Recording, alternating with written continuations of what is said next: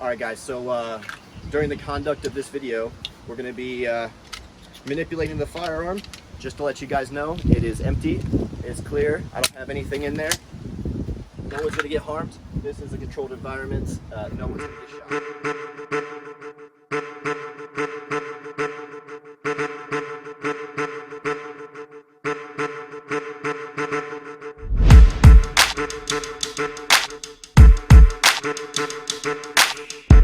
Hey guys, what's going on? So today we're going to be talking about battle belts.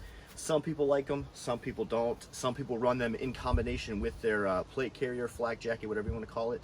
And some people just wear them by themselves, or they just wear a plate carrier and not a battle belt. Whatever the instance may be, do what works for you. That's great. If you're one of those people who likes to wear cargo pants and just that's what you rock and you stuff stuff in your pockets, cool. However, I think there's a little bit better of a way to get things done. Hear me out. Might be a couple of different ways to get stuff done. Now, when we go through my battle belt setup, you're going to see that it's very minimalistic. If you watch my plate carrier video, same thing. I put what's absolutely essential to me on there, and the rest, I ain't worried about it. If I need more gear, I'll run a backpack and have extra stuff in there. With my battle belt, same kind of thing. I have exactly what I need on there for me and nothing extra. I'm not trying to be loaded down with all this crap. So take the positives and what you think you can benefit from it and leave the rest out. If you think you need more on your battle belt, absolutely add it. If you think you need less on your battle belt, take some of it off. Don't worry about it. This is just what I use for me and what works for me. So don't think that I'm trying to say this is exactly what you need to have your stuff set up just like this. Absolutely not. If you want more stuff on yours, add it. Leave down in the comments stuff that you don't see on my battle belt. Put it down in the comments and say, here's what I run, here's what you should probably think about. And if you see my battle belt and you think that I should switch stuff up a little bit or have, you know, just constructive criticism, I'm all about it. Put it down in the comments, let me know. Before we go through the battle belt, make sure you hit that like, subscribe, and hit that notification bell, because sometimes YouTube does some weird stuff where they shadow ban people and you're not getting the updates. So let's check this thing out. Alright, so here we have the Bear Armz battle belt. Now, this can attach one of two ways, which I'll go over in a second. However, I just want to kind of talk about what I have here. And you're looking at it, you're like, man, he doesn't really have crap on here. And that's right, I don't. And that's very on purpose. So clearly I have a holster. So I have my holster set up on here. This is the Blade Tech belt mount. So that just clips on there. You put whatever holster you have. I marry these two specific holsters. That way I don't have to keep taking it on and off, because it does secure to the holster itself with 3 screws. So then after that, you just literally pop this on and off, and you can take it off and put another holster on there, whatever. So I'll show you. I have another one here for my Glock on my M7 Works holster. So these are married to these holsters. I don't take them off. Alright, so moving on from the holster, then I have a tourniquet. And what you want to realize with the tourniquet is, I mean, some people are bigger than others, which is totally fine. You know, that's you. You want to make sure you can reach your tourniquet with both hands, no matter where it is on your belt. So for me, I can reach all the way around my body with my left hand and my right hand. So it doesn't matter where I put it on my belt, I can still reach it. However, you just want to be kind of cognizant that you're able to remove it from the pouch. So with both hands, you want to be able to get to this tourniquet, because say you're right-handed and your right hand gets shot. Well, it doesn't do you any good if you can't reach it with your left hand. So if you're bigger or your belt is set up a little bit weird, just make sure that you're testing that theory out, that you can reach that that tourniquet with both hands. What's next is a dump pouch.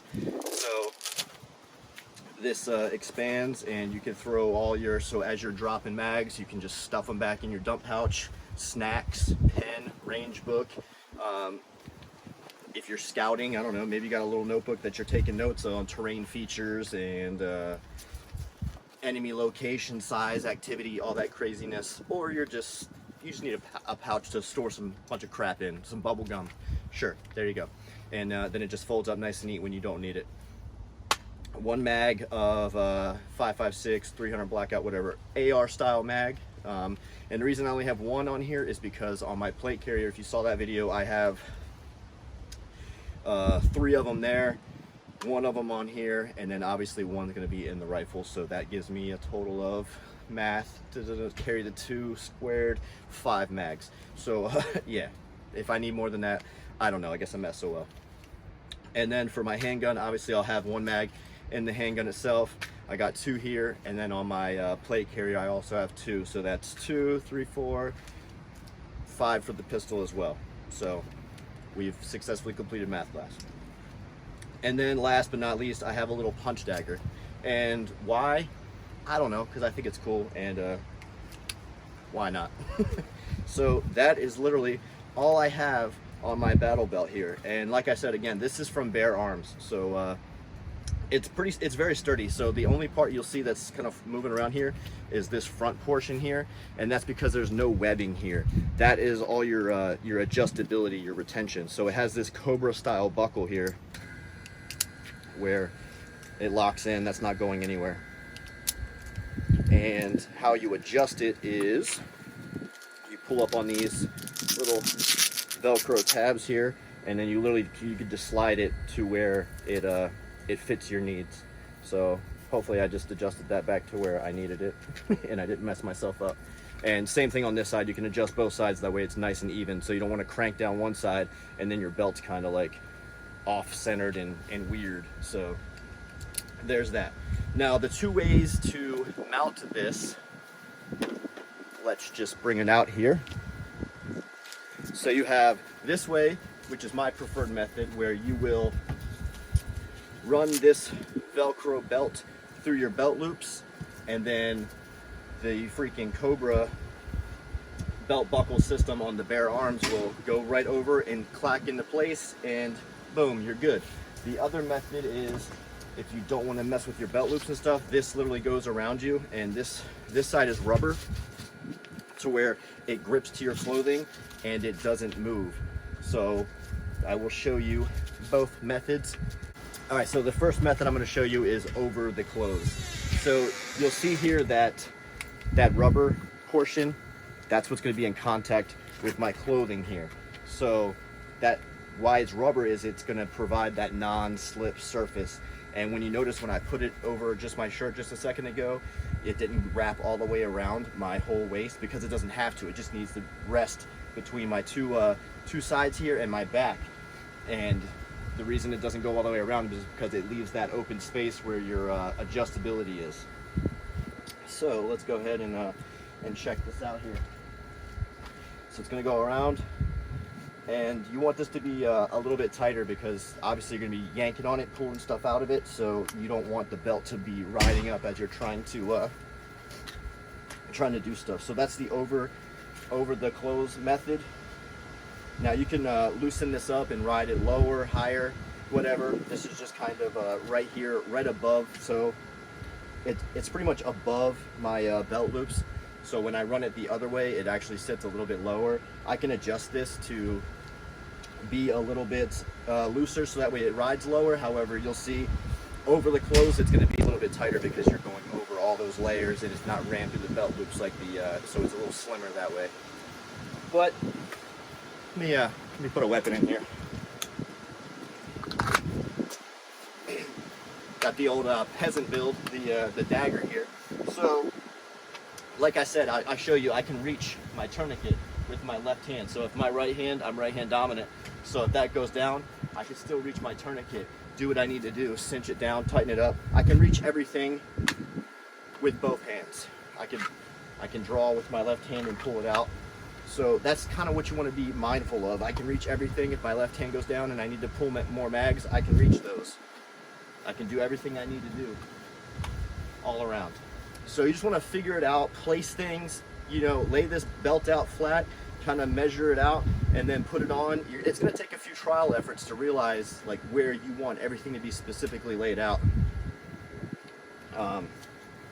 So just play with it, be mindful, and set it up for you. I'm going to show you method 2 now, which is my preferred method, and we'll go from there and talk some more.